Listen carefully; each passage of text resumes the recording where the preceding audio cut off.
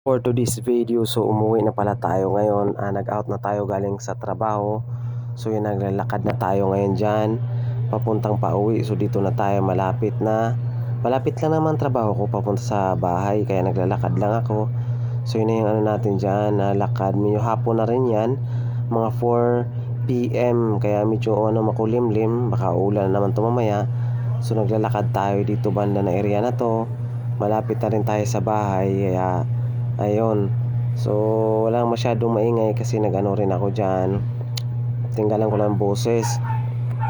So yun pala yung ano na sa trabaho. So yun na, naglalakad na tayo dyan. So ito na yung video natin. So nakakapagod din kahit sa pero yun nga, mas maganda yung nakalakad para at exercise din. Umaga man, mahapon man, madaling araw. Ayun, so papalapit na pala ako sa boarding house ko na yan.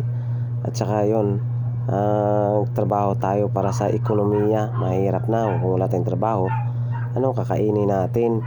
So yan na yun ang ano natin dyan. Naglalakad tayo dyan papunta sa bahay kasi galing na tayo sa trabaho. So pang opening duty natin dyan, yun ang ano natin, buhay, no? Naghanap buhay tayo para makain.